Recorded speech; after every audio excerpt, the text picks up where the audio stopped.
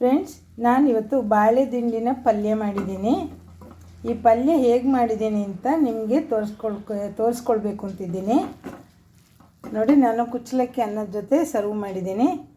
ನಿಮಗೂ ತೋರಿಸ್ತೀನಿ, ಬನ್ನಿ ಹೇಗೆ ಮಾಡಿದ್ದೀನಿ ಅಂತ ನೋಡ್ಕೊಂಡು ಬರೋಣ. ವೆಲ್ಕಮ್ ಟು ನಮ್ಮನೆ ಯೂಟ್ಯೂಬ್ ಚಾನಲ್. ಹಲೋ ಫ್ರೆಂಡ್ಸ್, ನಮಸ್ತೆ. ನಾನಿವತ್ತು ಬಾಳೆ ದಿಂಡಿನ ಪಲ್ಯ ಮಾಡಬೇಕು ಅಂತಿದ್ದೀನಿ.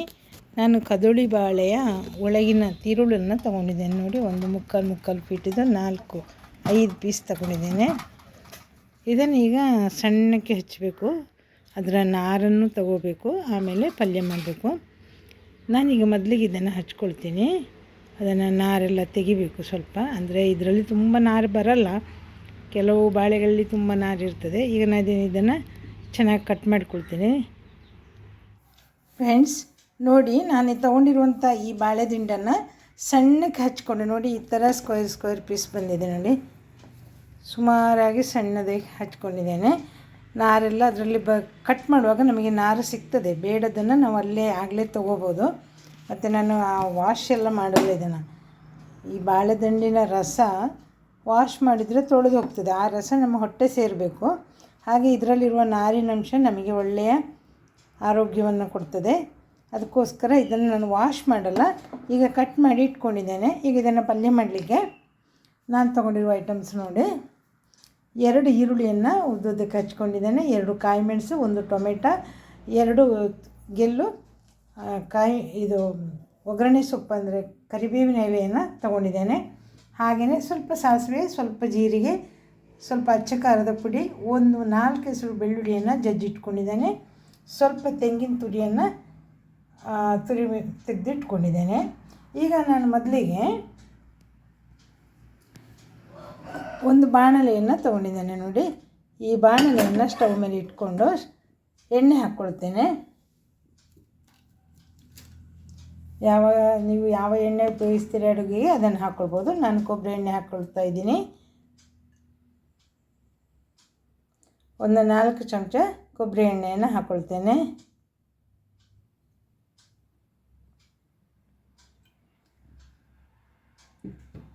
ಈಗ ಸ್ಟವ್ ಹಚ್ಕೊಳ್ತೇನೆ. ಎಣ್ಣೆ ಬಿಸಿ ಆಗ್ತಾ ಇದೆ. ಇದು ನೋಡಿ, ನನ್ನ ಕೈ ಯಾವ ಥರ ಆಗಿದೆ ಅಂತ. ಇದರ ಕಣ್ಣೀರು ಅಂದರೆ ಅದರ ಒಂದು ಕೈ ಅಂಶ ಇದೆಯಲ್ಲ, ಅದು ಕೈಗೆಲ್ಲ ಅಂಟ್ಕೊಂಡು ನೋಡಿ, ಕೈಯೆಲ್ಲ ಕಪ್ಪಾಗಿದೆ. ಇದನ್ನು ನಾಳೆ ಬಟ್ಟೆ ಏನಾದ್ರು ವಾಶ್ ಮಾಡುವಾಗ ಕ್ಲೀನ್ ಆಗ್ತದೆ. ಈಗ ನಾನು ಮೊದಲಿಗೆ ಸಾಸಿವೆಯನ್ನು ಹಾಕ್ಕೊಳ್ತಾ ಇದ್ದೀನಿ. ಈಗ ಜಜ್ಜಿದ ಬೆಳ್ಳುಳ್ಳಿ ಹಾಕ್ಕೊಳ್ತೇನೆ. ಹಾಗೆಯೇ ಜೀರಿಗೆಯನ್ನು ಸೇರಿಸ್ಕೊಳ್ತಾ ಇದ್ದೇನೆ.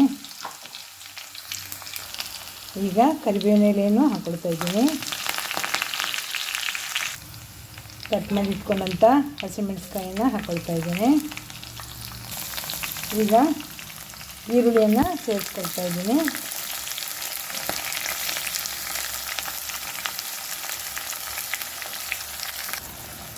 ಈರುಳ್ಳಿಯನ್ನು ಒಗ್ಗರಣೆ ಚೆನ್ನಾಗಿ ಹುರಿಬೇಕು.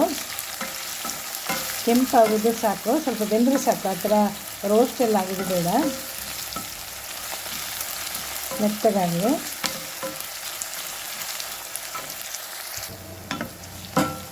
ಇಷ್ಟಾದರೆ ಸಾಕು. ಇವಾಗ ನಾನು ಇದಕ್ಕೆ ಕಟ್ ಮಾಡಿದ ಟೊಮೆಟೊವನ್ನು ಸೇರಿಸ್ಕೊಳ್ತೇನೆ. ಟೊಮೆಟೊವನ್ನು ಸೇರಿಸ್ಕೊಂಡಿದ್ದೇನೆ. ಟೊಮೆಟೊ ಚೆನ್ನಾಗಿ ಮೆತ್ತಗಾಗಬೇಕು. ಈಗ ಇದಕ್ಕೆ ನಾನು ಸ್ವಲ್ಪ ಉಪ್ಪನ್ನು ಹಾಕ್ಕೊಳ್ತೇನೆ. ಈ ಉಪ್ಪು ಹಾಕೋದ್ರಿಂದ ಟೊಮೆಟೊ ಮತ್ತು ಈರುಳ್ಳಿ ಬೇಗನೆ ಬೇಯುತ್ತದೆ.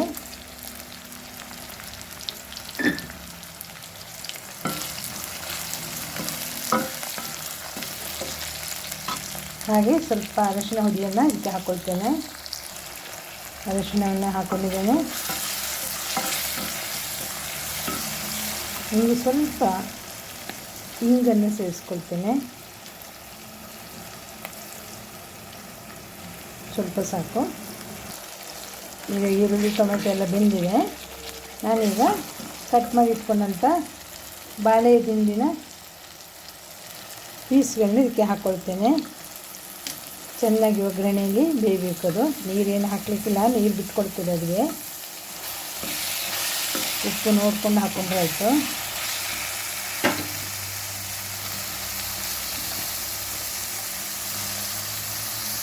ಈಗ ದಿಂಡಿನ ಪೀಸೆಲ್ಲ ಹಾಕ್ಕೊಂಡಿದ್ದೇನೆ. ಇದರ ಮೇಲೆ ಒಂದಿಷ್ಟು ಸ್ವಲ್ಪ ಅರ್ಧ ಸ್ಪೂನಷ್ಟು ಪೆಪ್ಪರನ್ನು ಹಾಕ್ಲಿದ್ದೇನೆ.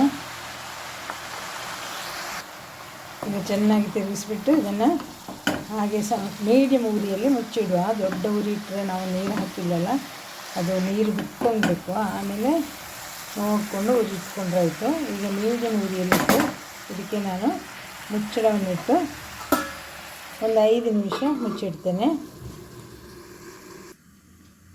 ಈಗ ನಾನು ಮುಚ್ಚಳವನ್ನು ತೆಗೆದು ನೋಡ್ತಾ ಇದ್ದೇನೆ. ನೋಡಿ, ನೀರು ಬಿಟ್ಕೊಳ್ತಾ ಇದೆ. ಚೆನ್ನಾಗಿ ಬೆಂದಿಲ್ಲ, ಇನ್ನೂ ಬೇಯಬೇಕು. ಈಗ ನಾನು ಏನು ಮಾಡ್ತೀನಿ ಅಂದರೆ ಇದಕ್ಕೆ ನನಗೆ ಖಾರಕ್ಕೆ ಎಷ್ಟು ಬೇಕೋ ಅಷ್ಟು ಚಿಲ್ಲಿ ಪೌಡ್ರನ್ನು ಹಾಕೊಳ್ತೇನೆ.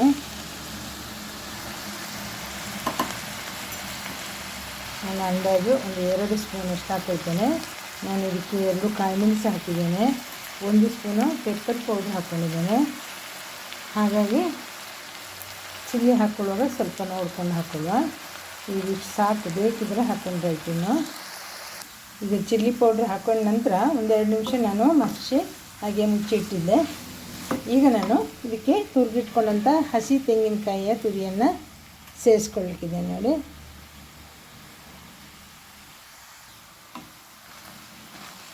ಇದನ್ನು ಕ್ಲೀನಾಗಿ ಮಚ್ಚುವ. ಉರಿ ಸಣ್ಣಕ್ಕೆ ಇಡಿ. ನಾನು ನೋಡಿ ಇದಕ್ಕೆ ಒಂದು ಸ್ವಲ್ಪನೂ ನೀರು ಹಾಕ್ಕೊಂಡಿಲ್ಲ, ಸ್ವಲ್ಪ ಕೊಬ್ಬರಿ ಎಣ್ಣೆ ಮಾತ್ರ ಹಾಕ್ಕೊಂಡಿದ್ದೀನಿ. ಹಾಗೆ ನಾನು ಹುಳಿ ಸೇರಿಸ್ಕೊಂಡಿಲ್ಲ, ಹುಳಿ ಟೊಮೆಟೊ ಇತ್ತು, ಹಾಗಾಗಿ ಹುಳಿ ಟೊಮೆಟೊ ಹಾಕಿದ ಕಾರಣ ಅದರಲ್ಲಿ ಸ್ವಲ್ಪ ಹುಳಿ ಜಾಸ್ತಿ ಇರ್ತದೆ.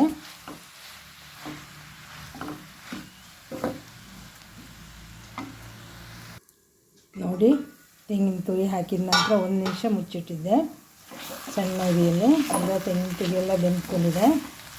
ಈಗ ನಮ್ಮ ಪಲ್ಯ ರೆಡಿಯಾಗಿದೆ. ಸೂಪರ್ ಟೇಸ್ಟಿ, ಉಪ್ಪು ಎಲ್ಲ ಕರೆಕ್ಟಾಗಿ ಬಂದಿದೆ. ಆಮೇಲೆ ಉಪ್ಪು ಹಾಕ್ಕೊಂಡಿಲ್ಲ ನಾನು. ಈಗ ನಾನು ಕುಚ್ಚಲಕ್ಕಿ ಅನ್ನ ಮಾಡಿದ್ದೇನೆ, ಅದರ ಜೊತೆ ಇದನ್ನು ಸರ್ವ್ ಮಾಡ್ತೀನಿ. ಫ್ರೆಂಡ್ಸ್ ನೋಡಿ, ಕುಚ್ಚಲಕ್ಕಿ ಅನ್ನದ ಜೊತೆ ನಾನು ಬಾಳೆ ದಿಂಡಿನ ಪಲ್ಯವನ್ನು ಸರ್ವ್ ಮಾಡಿದ್ದೀನಿ. ನಾನು ಇವತ್ತು ಮಾಡಿದಂಥ ಈ ಬಾಳೆ ದಿಂಡಿನ ಪಲ್ಯ ನಿಮಗೆ ಇಷ್ಟ ಆಯಿತಾ? ನೀವು ಹೇಗೆ ಮಾಡ್ತೀರಾ? ನಾನು ಮಾಡಿರೋದು ಸರಿಯಾಗಿದೆಯಾ ಅಂತ ನಿಮ್ಮ ಕಮೆಂಟನ್ನು ನನಗೆ ಹೇಳಬೇಕು. ಹಾಗೆಯೇ ನನ್ನ ಚಾನಲನ್ನು ಮೊದಲ ಬಾರಿಗೆ ನೋಡ್ತಾ ಇದ್ದರೆ ಸಬ್ಸ್ಕ್ರೈಬ್ ಮಾಡಿಕೊಳ್ಳಿ. ಹಾಗೆ ನನ್ನ ಎಲ್ಲ ವೀಡಿಯೋಗಳನ್ನ ನೋಡಿ ನನ್ನನ್ನು ಪ್ರೋತ್ಸಾಹಿಸಿ ಅಂತ ಹೇಳ್ತಾ, thank you watching for my videos.